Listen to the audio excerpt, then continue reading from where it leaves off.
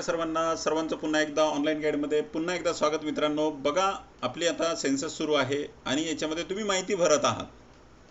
ठीक आहे, तर आजचा आपला विषय काय आहे की तुम्ही आधी माहिती भरलेली आहे, सिंक केली आणि सिंक केल्याच्या नंतर तुमच्या लक्षात आलं की त्याच्यामध्ये डेटा काहीतरी चुकलेला आहे आणि मला तो डेटा परत एडिट कसा करायचा ते जाणून घ्यायचं आहे। तो एडिट करायचा आहे मला डेटा, तर तो कशा पद्धतीने करायचा तो आजच्या व्हिडिओमधून मित्रांनो मी तुम्हाला सांगणार आहे। तुम्ही जर चॅनलवर नवीन असाल तर मित्रांनो सबस्क्राइब करत चला। सबस्क्राइब तुम्ही करत नाही आणि बेल आयकॉनला क्लिक करून ऑलला क्लिक करा, म्हणजे माझ्या पुढचे जे टेक्निकल व्हिडिओ आहेत जे आपल्या सर्व शिक्षकांच्या मदतीसाठी असतात ते सर्व व्हिडिओ तुम्हाला मिळत राहतील।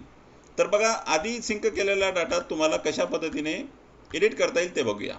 बघा, या ठिकाणी तुम्ही ॲपमध्ये गेल्याच्या नंतर इथे 2 नंबरची टॅब आहे बघा, आधीच सिंक केलेला डेटा संपादित करा। ठीक आहे, आधीच सिंक केलेला डेटा संपादित करा याच्यावर तुम्हाला क्लिक करायचं आहे। ओके, 2 नंबरची टॅब आहे, एकदम सोपी, पटकन तुम्हाला लक्षात येऊन जाईल। आधीच सिंक केलेला डेटा संपादित करा, त्याच्यावर क्लिक केल्याच्या नंतर अशा पद्धतीने तुम्हाला तुमच्या ओळ क्रमांक वगैरे दिसतात। आता ओळ क्रमांकाबद्दल बऱ्याच जणांचा गैरसमज असा आहे की सर आमचा ओळ क्रमांक चुकला आहे, घर क्रमांक वेगळा आहे, ओळ क्रमांक वेगळा आहे। ओळ क्रमांकाचं काही तेवढं टेन्शन तुम्ही घेऊ नका।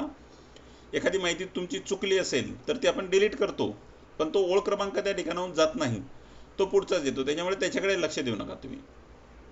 ठीक आहे, तर आता हा सिंक केले, ही माहिती सिंक केलेली आहे, तर इथे तुम्हाला आहे ना खाली पेन्सिल आहे बघा, ही पेन्सिल, या पेन्सिलला तुम्हाला क्लिक करायचं आहे।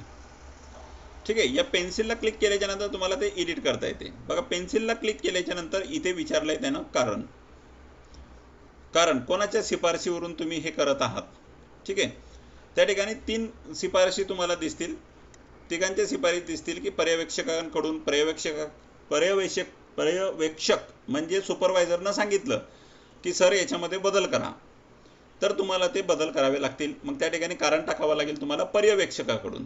ठीक आहे, आणि तुम्हाला जर चार्ज ऑफिसर बोलला असेल की तुम्ही याच्यामध्ये बदल करा, तर चार्ज ऑफिसरचं त्या ठिकाणी टाकायचं, चार्ज कार्यालयाकडून सांगितलंय की याच्यामध्ये तुम्ही बदल करा। ठीक आहे, जेव्हा ते व्हेरिफिकेशन करणार आहेत, बघा आता जी आपण ॲपमध्ये माहिती भरत आहोत ना, ती माहिती पर्यवेक्षक, चार्ज ऑफिस हे सगळे व्हेरीफाय करणार आहेत। त्याच्यामुळे त्यांना जर वाटलं की याच्यामध्ये थोडीफार चूक आहे तर ते सांगतील तुम्हाला की हे या ठिकाणाहून तुम्ही ते बदला म्हणून, किंवा तुम्हाला वाटलं की माझ्या स्वतःकडून चूक झालेली आहे तर स्वतःकडून या ठिकाणी तुम्ही हा मुद्दा घेऊ शकता। ठीक आहे, तो घेतल्याच्या नंतर इथे पुढे चालू ठेवा। ठीक आहे, पुढे चालू ठेवा, त्या तिघांपैकी एकाला तुम्ही निवडलं इथे आणि पुढे चालू ठेवा असं म्हटलं की तुम्ही पुढच्या स्क्रीनला जाता। ठीक आहे, आता त्याच्यामध्ये ओळ क्रमांक, इमारत क्रमांक, गणना, घर क्रमांक तुम्हाला दिसेल। आता पहिली गोष्ट ही लक्षात ठेवा, तुमचं सगळी माहिती तुम्हाला परत भरता येईल, पण इमारत क्रमांक आणि गणना घर क्रमांक तुम्हाला परत भरता येणार नाही, हे तुम्ही लक्षात घ्या। बाकीचं भरता येईल तुम्हाला, पण मात्र ह्या 2 गोष्टी नाही तुम्हाला चेंज करता येणार। ओके, हे दिसल्याच्या नंतर आता तुम्हाला खालील मुद्दे आहे, मागील, येथे जा, पुढे जा। ठीक आहे, आता तुम्ही त्याच्यामध्ये एडिटेशन करत आहात तर डायरेक्ट पुढे जा पासूनच तुम्ही जाऊ शकता, किंवा तुम्हाला वाटलं की मला येथे जाला जाऊन डायरेक्ट हे करायचं तर येथे जा, जिथे तुमचं चुकलंय त्या ठिकाणाहून तुम्ही हे करू शकता। आता येथे जाला क्लिक केल्यावर इथे प्रश्नावर जा म्हणतात, ते इथे प्रश्न निवडा म्हणतात, तर जेव्हा तुम्ही प्रश्न निवडायला क्लिक कराल तेव्हा इथे सगळे प्रश्न त्या ठिकाणी तुम्हाला दिसतील। ओके, सर्व प्रश्न त्या ठिकाणी दिसल्याच्या नंतर तुम्ही त्या एका प्रश्नाला क्लिक करा। एका प्रश्नाला क्लिक केल्याच्या नंतर मग तुम्ही इथे येथे जा याला क्लिक करू शकता, ज्या प्रश्नावर तुम्हाला जायचे त्या प्रश्नावर तुम्ही येथे जा म्हणू शकता।